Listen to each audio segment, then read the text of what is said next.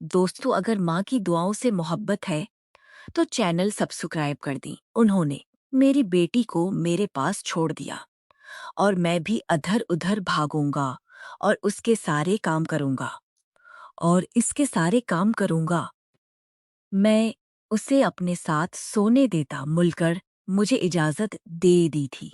अगली रात आई और मुझे कुछ महसूस हुआ करके अठा तो चक्कर आ रहा था, इसलिए मेरी जिंदगी सदमे की हालत में थी।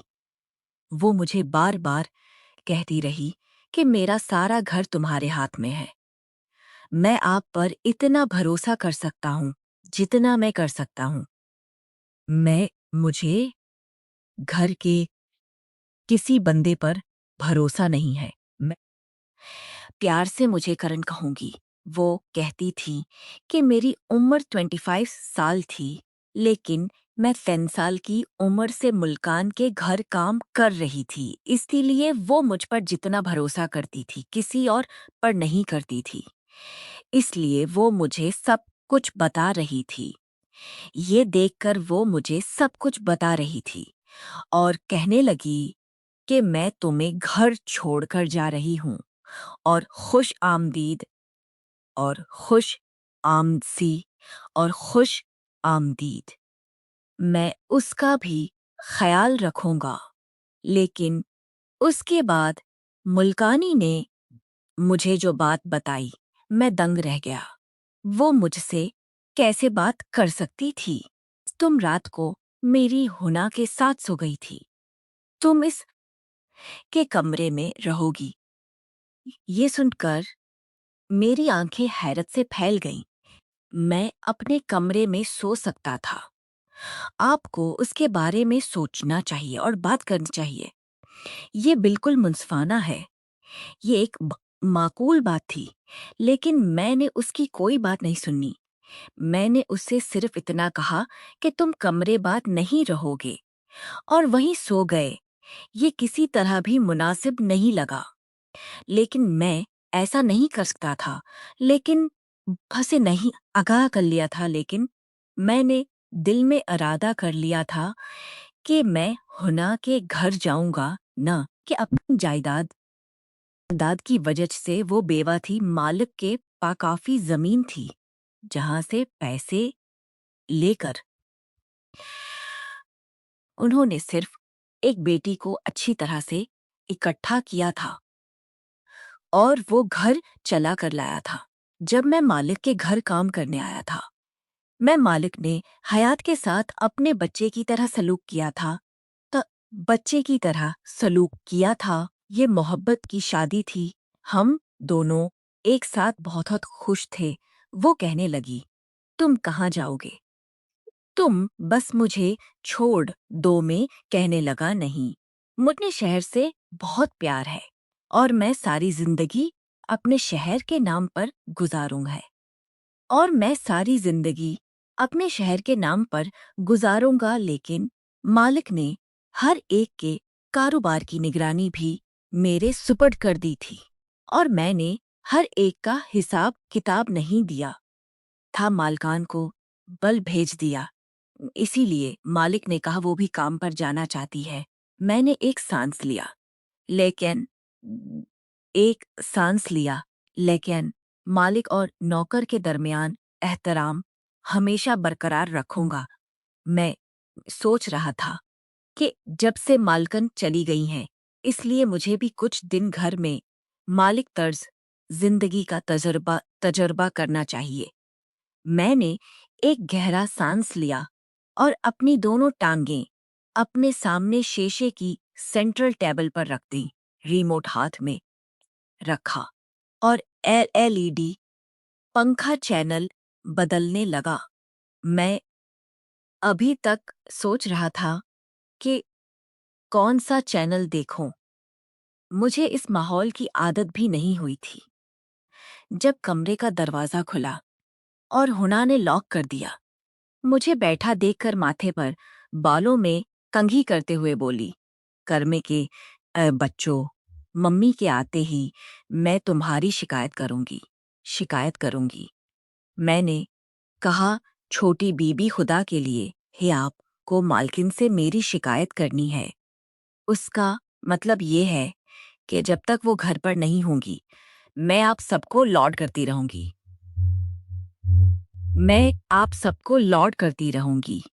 मैं इस घर की मालकिन हूँ, इसलिए आप सब वही करेंगे जो मैं कहूँगा। मैंने अपने हाथ इशारे पर बांधे रखे और सर झुका लिया। मैंने मालकिन की बेटी के साथ कभी गुजारा था। वो हर वक्त बचकाना बातें करती रहती थी और मैं उसकी हरकत से बह जाता था। वो मुझे बाजार के किसी चक्कर पर ले जाती थी। वो कैसी थी कि मेरे लिए सिर्फ तुम ही हो, मैं नहीं जाऊंगा। ड्राइवर, कोई और नहीं। बंदा कुछ नहीं कहता, करो। बावर विच्ची ने चाय का कप मेज पर रखा। मैंने जो चाय पी थी वो खुशी से पी रही थी। रात होते ही मैं अपने क्वार्टर चला गया। आपको हुना कैसी लगी? कहाँ जा रहे हो? गर्मी ने कहा था कि तुम मेरे कमरे में सो गए। मैंने सना कि मुझे अपने दोस्त की बातें याद आ गईं। मैंने उसकी तरफ देखा। मैंने कहा, छोटी मालकिन, मैं कहानी पर सो नहीं सका। मेरे क्वार्टर के अलावा मुलाजमा भी घर में मौजूद है, आप उसे अपने साथ सोने दें। अम्मी ने कहा था कि तुम सो जाओ, सो जाओ। शाइस्तगी से आओ, मेरे कमरे में आओ और जाकर बिस्तर पर लेट जाओ। मैं कमरे में गया, लेकिन मुझे बेचैन होने लगा। मैंने टाइम ऑफ कर दिया। शैतान मुझ पर भारी है। मैंने अपनी आंखें मजबूती से बंद की और सोने की कोशिश की। ना जाने कब मेरी आंख लग गई। अलार्म घड़ी जोर से बजी तो मेरी आंखें जोर से बजने लगीं। मैंने बैठकर देखा कि किखानी सोई नहीं थी। मैंने सामने घड़ी की तरफ देखा, वो बज रही थी। मैं फौरन उठा और इसे कमरे से बाहर ले गया। इसे स्कूल जाना था और इसका इम्तिहान भी था। खातून ने कहा था कि हुना को ड्राइवर के साथ अकेले ना भेजें। इसीलिए जब हुना तैयार होकर कमरे से बाहर आई तो मैं ड्राइवर के साथ इसे स्कूल ड्रॉप करने गया। इसे वाजेवर के साथ मेरी जिम्मेदारी थी। मैं उन बातों में इतना मगन हो गया कि याद करना भूल गया। मुझे भी कहानी लेने जाना था। ड्राइवर इस वक्त तक स्कूल से कुछ नहीं उठाएगा जब तक मैं नहीं जाता, लेकिन ये खातून का हुक्म था। मैं अक्सर अपने काम में इस तरह की गड़बड़ करके इस बात को भूल जाता था। छुट्टियां खत्म हो चुकी थीं और मैं मर चुका था। मैंने अपने फ़ोन की तरफ देखा तो वो मुल्कान का था, लेकिन कराया मुझे काटने लगा। कल हुना का फ़ोन आया था। वो अभी स्कूल में थी, तो तुम उसे लेने क्यों नहीं गए? उसने मुझे हला कर रख दिया था। क्या मुल्कान वहाँ था? सारे हिसाब दाब देने वाले घमंड में चले गए, वरना हम उनके सामने सर झुकाए रहते। हाँ, मैं जल्दी से ड्राइवर के साथ बैठ गया और जब हम स्कूल पहुंचे तो पूरा स्कूल खाली था। मुझे स्कूल में सिर्फ हुना को देखकर गुस्सा आया। वो गाड़ी में बैठी सरख और पैली हो गई, इस कदर डरी कि घर न पहुंच जाए। वो मेरी बातें सुनता रहा। वो खाना खाने लगी। अम्मी आकर आपके कान में सरगोशी करें। फिर बताओ, मेरी गलती थी तो मैंने खामोशी से घर पहुंचे तो बावोशी से सब कुछ कह दिया। घर मेरा सर चकराने लगा। ये देखकर मेरा सर चकराने लगा। मैंने इस खातून के बगैर पढ़ना शुरू कर दिया। अगर मैं कुछ ना कहता तो सब कहते कि तुमने भी हमारी तरह अपनी निगरानी में सारा घर साफ किया है। रात के आखिरी पहर में जब हुना के कमरे में गया तो वो जोर से अपने स्कूल के काम के बारे में बात कर रही थी। मैं जाकर सोफे पर सो गया क्योंकि मैं पूरे दिन के बाद थका हुआ था। रात को मुझे ऐसा लगा जैसे लाउंज में कोई और भी मौजूद हो। मैंने किसी के कदमों की आवाज सुनी। मैंने आंखें खोल कर देखा। ऐसा लग रहा था जैसे कोई हुना के कमरे के बाहर खड़ा हो और खिड़की से अंदर झांकने की कोशिश कर रहा हो। मैंने धीमी आवाज में पूछा, कौन है वहां? कोई फौरन किचन की तरफ भागा। मैं फौरन उठा और किचन की तरफ भागा, लेकिन इस वक्त तक किचन बिल्कुल खाली नजर आ रहा था। मैंने लाइटिंग ऑन की, लेकिन वहां कोई नहीं था। मैंने एक ज़ाप देखा तो इसका जायचा देखा और मुझे मालूम हुआ कि मैं क्या सोच रही थी और हुना के कमरे में गई। वो बेड पर सो रही थी। म- मैं जाकर कालीन पर लेट गया। रात को जैसे ही मैंने कत्ते के भौंकने की आवाज सुनी, हुना शायद नींद में डर गई और रोने लगी। अम्मी, मुझे डर लगता है, ये कत्ते मेरा हाथ पकड़कर काट लेंगे। मैं उसका हाथ पकड़ रही हूँगी। मैं उसका हाथ पकड़ रही होंगी। सो शायद वो अपनी मालकन का हाथ ढूंढ रही थी। मुझे समझ नहीं आ रही थी कि ऐसे वक्त मैं क्या करूं। मैंने बिस्तर से उठकर हुना के हाथ में अपना हाथ दिया। मेरा हाथ पकड़कर वो फिर गहरी नींद में डूब गई।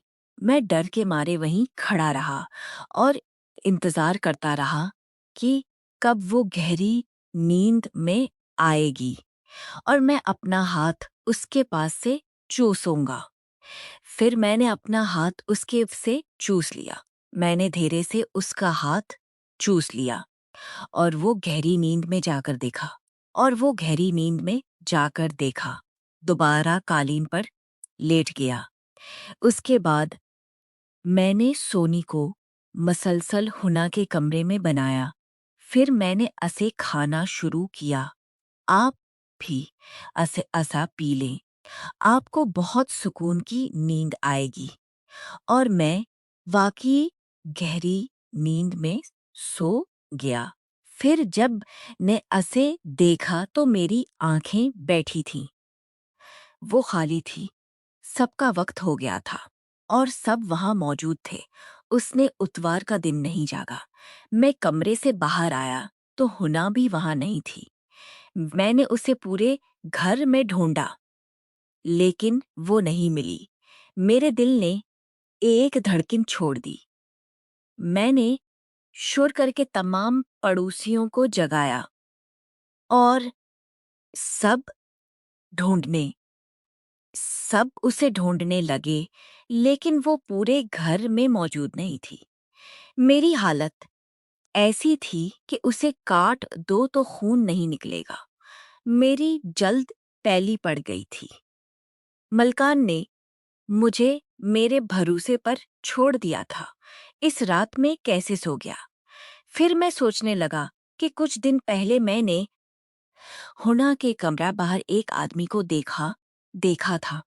अब मैं तबाह हो चुका था। मुझे बापता मालूम था। मलकान ने कहा, तुम बावर्ची के घर जाओ और उसके पीछे चलो, मैं पुलिस को भी बुला लूंगा। मैं भागा। मैं बावर्ची के घर गया तो पता चला कि उसकी बीवी बच्चों को खा रही है। वो बिल्कुल घर नहीं आया था। फिर मुझे मोहल्ले से मालूम हुआ कि सुबह सवेरे बावर्ची हुना को मुंह पर हाथ रखकर गाड़ी में ले जा रहा था। उस वक्त तक पुलिस भी हमारे बंगले के करीब पहुंच चुकी थी। उसके बाद बंगले के बाहर लगे कैमरे की मदद से गाड़ी का नंबर मला। मैंने उसे पाया और साफ नजर आ रहा था कि बावर्ची हुना को जबरदस्ती जबरदस्ती मुंह पर हाथ रखकर गाड़ी में बैठा रहा था। इसे गाड़ी का नंबर मिल गया था। मैं भी पुलिस वालों के साथ गया। जैसे ही हम गाड़ी के पास पहुंचे, वो मुकर्ररा जगह पर खड़ी थी। मुझे याद आने लगा कि इसके दोस्त घर पहुंच चुके थे। मैंने दरवाजे पर जोर से लात मारी और दरवाजा खुल गया। बावर्ची और ना दो आदमी मेरे सामने मौजूद थे और ये देखकर मेरा खून खोल उठा। मैंने कहा कि आकर मुझे मत देखना वरना टिम और ये तीनों मुझे मारना शुरू कर देंगे। पुलिस इस खौफ से वहां पहुंची कि मैंने उन्हें पकड़कर जय में बांध दिया। हुना मेरे साथ आई। वो बहुत डरी हुई थी। मैंने कहा, आड़ फिक्र ना करो। जब तक मैं जिंदा हूं, जब तक मैं जिंदा हूं, तुम्हें कोई नुकसान नहीं पहुंचा सकता। मलकांदी हम दोनों के पास से वापस आया और भागने लगा और मुझे यकीन था कि आप मेरी बेटी की हिफाजत जरूर करेंगे। मैंने कहा, वैसा मैं तुम्हें हमेशा अपनी छोटी बहन चूंगा, अपनी छोटी बहन समझूंगा और जब तक मैं जिंदा हूं तुम बेफिक्र हो। ना मैं तुम्हारी तरफ आंख उठाकर देख सकता हूं और ना ही हुना की तरह।